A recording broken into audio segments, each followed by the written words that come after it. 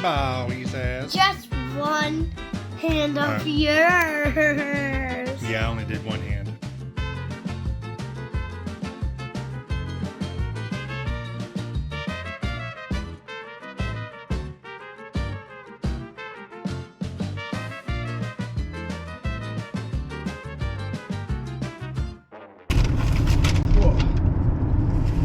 Good morning, peeps. Oh man, headed into the office Friday, and then heading to the camp in Pennsylvania afterwards. You know, I was thinking yesterday after counseling, and even today, and I mean, I'm sure I've thought of it before since all this has happened with me and Becca, but I've just really been thinking about it the last couple of days. And that's the fact, like, before I met Becca, man, like years before I met Becca, my life ended up in shambles, man. I was doing drugs, I was in the bars, I was talking to a girl, we split up. I then became friends with another girl who I ended up falling in love with, like, deeply, who didn't reciprocate it. I mean, she probably loved me as a friend, but I mean, didn't reciprocate it as wanting to be in a relationship. And that crushed me. At the time, I was dating another girl, and we had split up, but she then told me she was pregnant. And so I thought, you know, growing up in church and stuff, and the type of parents I have, I thought, like, I have to, you know, make this work, you know, because she's pregnant. And then basically flip the script, it happened to me, and it just, like, destroyed my life. And it was like, ever since that moment, it was just so hurt and everything that I left the church. Then, you know, all that happened with that girl that got pregnant or whatever. And, you know, when she had the baby, she left the state without telling me, never told me, nothing like that. Because I told her I wanted half of, you know, I wanted half visitation, half whatever. And ended up running off with my best friend. So my best friend at the time, they're now married today, and it's actually quite fucked up. I started blaming myself for whatever reason, I guess because I had also just came out of a divorce before all that. I think that relationship was more my fault. I was young, I was dumb, I was angry, I was messed up in the head from childhood trauma. And yeah, it just wasn't a healthy relationship, unfortunately. And so then when this happened, I just blamed myself some more. I lost a kid, which really hurt me.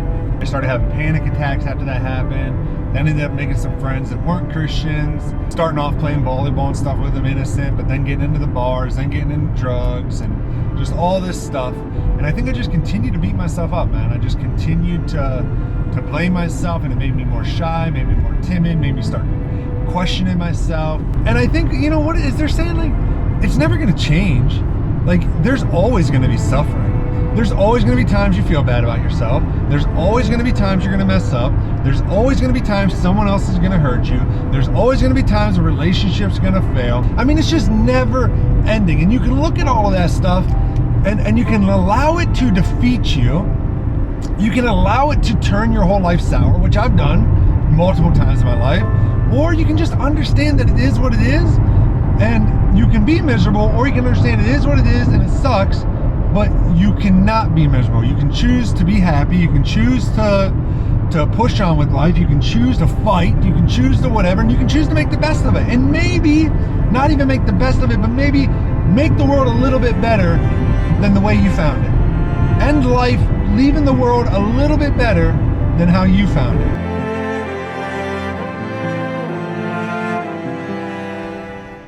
I've been working at this place for like over a year now, and I never noticed this weird light switch. It's like all the way up. I want to flip it so bad. Man, it is beautiful out. Sunny, blue skies, a little bit chilly, but it's nice. On lunch, getting a quick little walk in at the park by the job. Then we'll get back to the office. We got 3 hours, and then we leave, go pick up Tanner, and head into the cabin. So it's winding down. I'm getting excited. Ooh-hoo.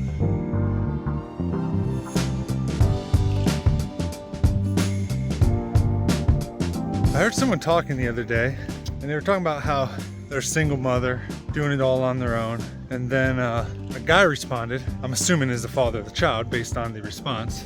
Basically, they said, you can't claim to be a single parent. You can't claim to be a poor single mom when you're the one that's actively stopping the father, aka him, from being part of the kid's life. let's say the court gave every other weekend normal visitation and the father's trying to get some additional days and nights. If you're actively stopping that and giving him the bare minimum the courts require, then you're part of the problem. You're not a single parent. You're just an abuser, actually.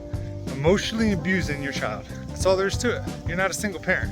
You're not doing it all on your own. You also got the dad there on the every other weekend, plus the other night of the week he has him, and he's paying you child support, supporting your ass most of the times. Now, obviously not every woman. You're not a single parent if you're denying the father access to the kid. You're just a shitty one.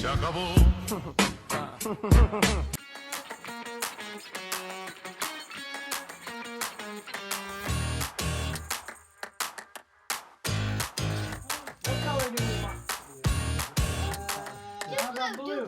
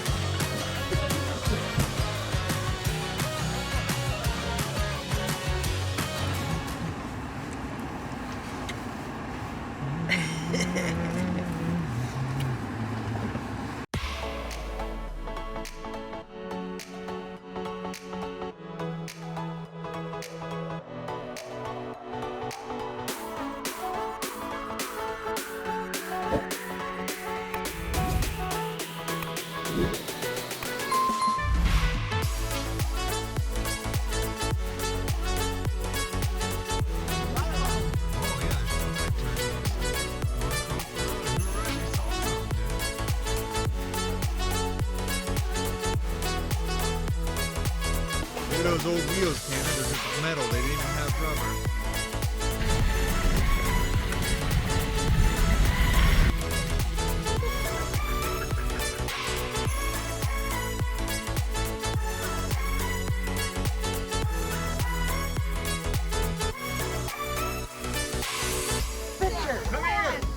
Put them on and go look at yourself in the mirror. Well, here, let me try them. I'm gonna try them on. Hey, thanks, lady. Hey, no. Say thank you.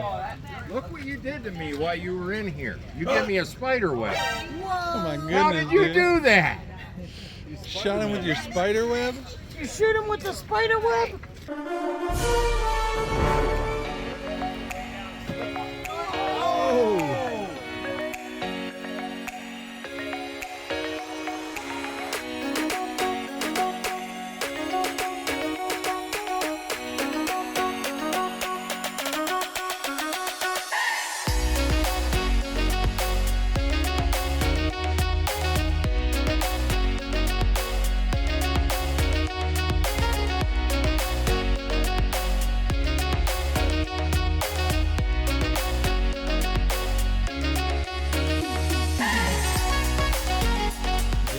Seeds out of there, dude? You reach in and get it? Let me see. No. Huh? No. Well, what are you doing? Drop that. You should break it. Alright,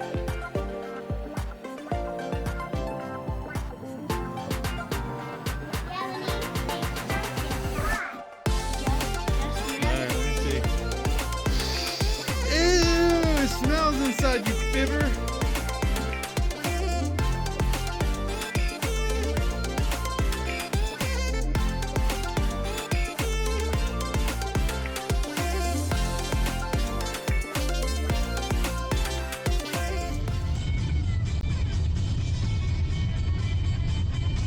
Hit it, boy.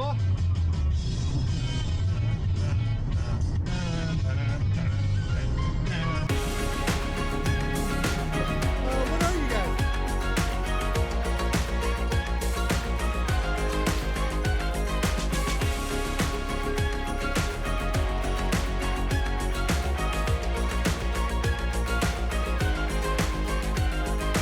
If you go to Canada, I never got to know. I'm growing up.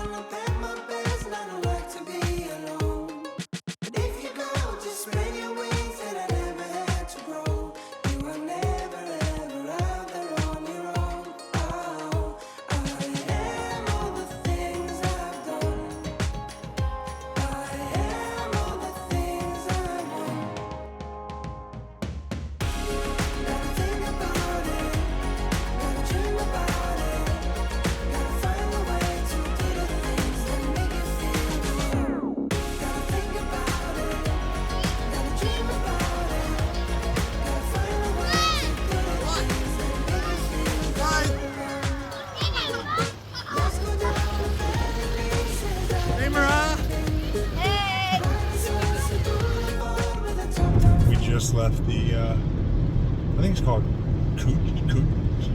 Kucha Farms? Kuchera? Kucha? I don't know. We just left. Within 1 minute, he was passed out.